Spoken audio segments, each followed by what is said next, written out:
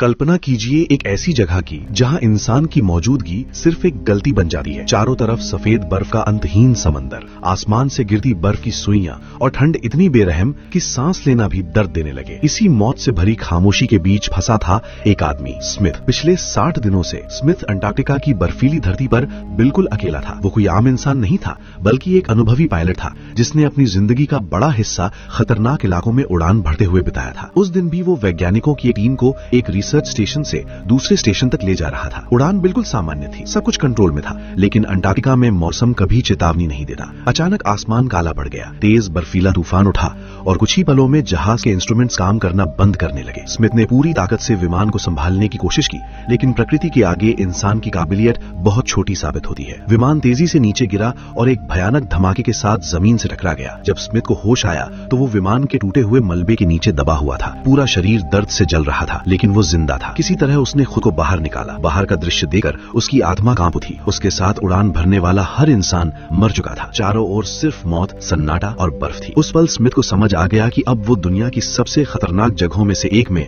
अकेला फंस चुका है। पहले कुछ दिन मानसिक रूप से सबसे मुश्किल थे। उसे बार बार यही ख्याल आता कि काश वो भी इस हादसे में मर गया होता, लेकिन इंसान के अंदर जीने की जो आग होती है वही उसे टूटने नहीं देती। धीरे धीरे स्मिथ ने खुद को संभाला। उसने विमान के बचे हुए हिस्सों को जोड़कर एक अस्थायी आश्रय बनाया ताकि ठंडी हवाओं से कुछ बचाव हो सके। अपने साथियों को उसने पत्थरों से कब्र बनाकर सम्मान के साथ दफनाया। हर दिन वहां जाकर उनसे बातें करता जैसे वे अभी भी उसे सुन सकते हो। लेकिन स्मिथ जानता था सिर्फ यादों के सहारे जिंदा नहीं रहा जा सका। अगर उसे बचना था तो उसे लड़ना ही होगा। स्मिथ के सामने अब सबसे बड़ा सवाल था, जिंदा कैसे रहा जाए। अंटार्कटिका जैसी जगह पर मौत अचानक नहीं आती। यहाँ मौत धीरे धीरे इंसान को तोड़ती है, भूख से, ठंड से और अकेलेपन से। उसने सबसे पहले विमान के मलबे की अच्छी तरह तलाशी ली। कुछ डिब्बा बंद खाना, एक स्लीपिंग बैग, थोड़े औजार और टूटे फूटे तार, ये सब कुछ दिनों से ज्यादा चलने वाला नहीं था, लेकिन यही उसकी पूरी दुनिया थी। उसने तय कर लिया कि हर चीज का इस्तेमाल सोच समझ कर करेगा। भोजन खत्म होने से पहले उसे कोई स्थायी रास्ता निकालना था। तभी उसकी नजर पास जमी हुई बर्फ पर पड़ी। ध्यान से देखने पर उसे एहसास हुआ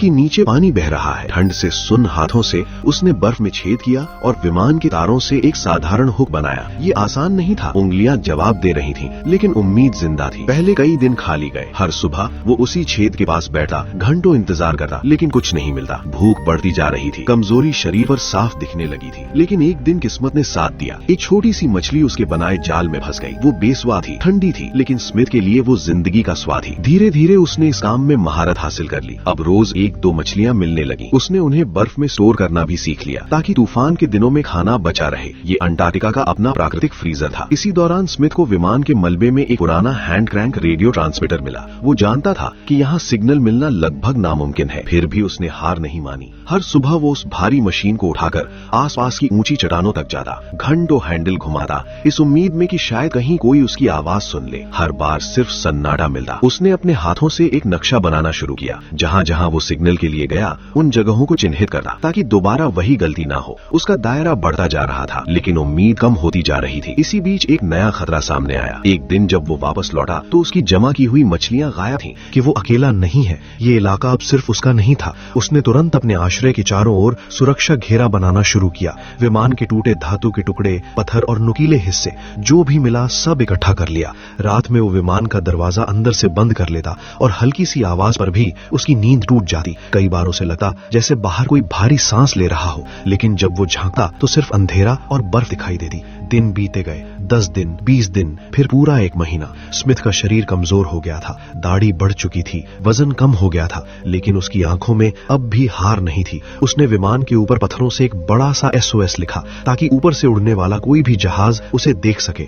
हर बार जब वो आसमान की ओर देखता उसे सिर्फ खालीपन मिलता। फिर आया वो दिन जिसने सब कुछ बदल दिया। 60वां दिन। मौसम बेहद खराब था, तेज बर्फीला तूफान चल रहा था। ऐसा तूफान जिसमें कोई भी समझदार इंसान बाहर नहीं निकलता, लेकिन स्मिथ के लिए हर दिन एक ही जैसा था, कोशिश का दिन। वो अपने हैंड क्रैंक रेडियो को उठाकर उसी ऊंची चट्टान पर पहुंचा जहां से वो रोज सिग्नल भेजता था। हवा इतनी तेज थी कि खड़ा रहना मुश्किल हो रहा था। हाथ सुन्न हो चुके थे, लेकिन उसने मशीन का हैंडल घुमाना शुरू किया। 1 बार, 2 बार, 10 बार। तभी अचानक मशीन की हरी लाइट झपकने लगी। स्मिथ का दिल जोर जोर से धड़कने लगा। इसका मतलब था कहीं कोई सिग्नल था, कोई था।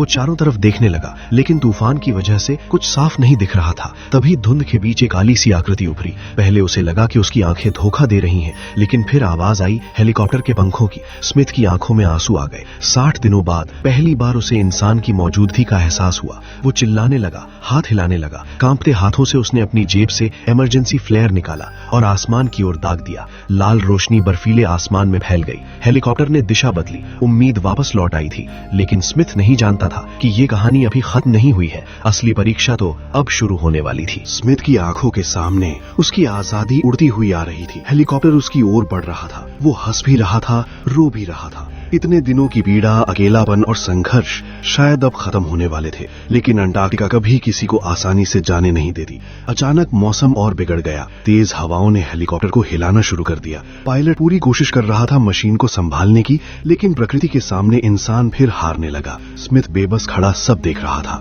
अगले ही पल एक जोरदार आवाज हुई और हेलीकॉप्टर बर्फ पर जा गिरा। धुआं उठने लगा। स्मिथ की खुशी पल भर में बिखर गई। उसकी आंखों के सामने उसकी आखिरी उम्मीद चकनाचूर हो चुकी थी। कुछ देर वो वहीं खड़ा रहा जैसे शरीर से आत्मा निकल गई हो। फिर उसे होश आया, अगर कोई जिंदा है तो उसे मदद चाहिए। वो तूफान की परवाह किए बिना हेलीकॉप्टर की ओर दौड़ा। सबसे पहले उसने पायलट को देखा। वो जिंदा नहीं था। स्मिथ की आंखें भर आईं। अगर उसने सिग्नल ना भेजा होता तो शायद ये हादसा ना होता। अपराध बोध उसके सीने में उतर गया। लेकिन तभी उसकी नजर पीछे की सीट पर पड़ी। एक महिला, वो खून से लथपथ थी, बेहोश थी, लेकिन उसकी सांसें चल रही थी। स्मिथ ने बिना समय गवाए उसे बाहर निकाला। अपने सीमित फर्स्ट एड ज्ञान से उसके घावों पर पट्टी बांधी। ठंड में हाथ कांप रहे थे, लेकिन इरादा मजबूत था। उसने हेलीकॉप्टर के टूटे हिस्सों से एक अस्थायी स्लेज बनाई और महिला को उस पर लिटाया। अब उसे अपने आश्रय तक ले जाना था।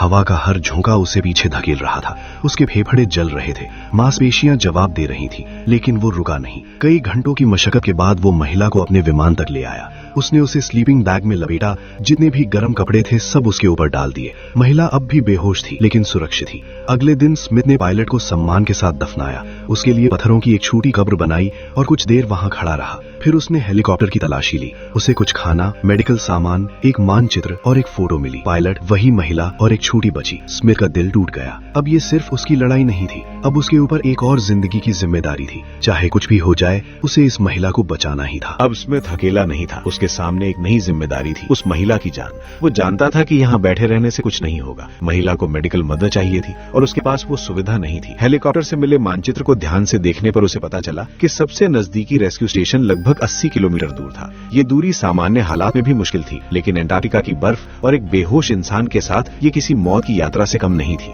फिर भी स्मिथ ने फैसला कर लिया, वो जाएगा, चाहे कुछ भी हो जाए। अगले 2 दिन उसने तैयारी में लगाए। जितना खाना बचा था उसे इकट्ठा किया, बर्फ पिघलाकर पानी भरा, हेलीकॉप्टर और विमान के टुकड़ों से एक मजबूत स्लेज बनाई, महिला को स्लीपिंग बैग में लिटाया और रस्सियों से सुरक्षित बांधा। जाने से पहले उसने विमान में एक नोट छोड़ा, ताकि अगर कोई वहां पहुंचे तो जान सके कि वे किस दिशा में गए थे। यात्रा शुरू हुई। पहले कुछ घंटे आसान थे, लेकिन जल्द ही शरीर जवाब देने लगा। हर कदम पर बर्फ में पैर धंस जाता, कमर में बंधी रस्सी दर्द देने लगी। फिर भी स्मिथ रुकता नहीं था। वो महिला से बातें करता, भले ही वो सुन न पा रही हो। उसे उम्मीद चाहिए थी और स्मिथ खुद भी उसी उम्मीद पर चल रहा था। रास्ते में तूफान आया, भूख बढ़ी और एक दिन वो खुद चोटिल होकर गिर पड़ा। दर्द असहनीय था। एक पल के लिए उसके मन में आया कि वो महिला को वहीं छोड़ दे और अकेले मदद लेने चला जाए, लेकिन तभी उसे वो फोटो याद आई। वो छोटी बच्ची जो अपनी माँ का इंतजार कर रही होगी। वो वापस लौटा और तभी उसने देखा महिला की आंखें खुली थी। बहुत कमजोर आवाज में उसने पानी मांगा। स्मिथ रो पड़ा। अब हारने का सवाल ही नहीं था। कई दिनों की यातना के बाद आखिरकार एक ऊंची चट्टान से उसे दूर एक स्टेशन दिखाई दिया। स्मिथ ने अपनी आखिरी ताकत झोंक दी, आखिरी फ्लेयर जलाया। दोनों ने मिलकर चिल्लाया। पहले तो लगा कि किसी ने नहीं देखा, हेलीकॉप्टर उड़ गया, लेकिन फिर वो वापस मुड़ा। रेस्क्यू टीम ने दोनों को सुरक्षित बाहर निकाला। गरम कंबल, मेडिकल मदद, सब कुछ धुंधला था। स्मिथ बस मुस्कुरा रहा था। वे बच गए थे। बाद में पता चला कि स्मिथ कुल 90 दिन अंटार्कटिका में रहा था, 60 दिन अकेला और 30 दिन उस महिला के साथ। डॉक्टरों ने इसे चमत्कार कहा, लेकिन स्मिथ जानता था ये चमत्कार नहीं था, ये हिम्मत, उम्मीद और इंसानियत थी।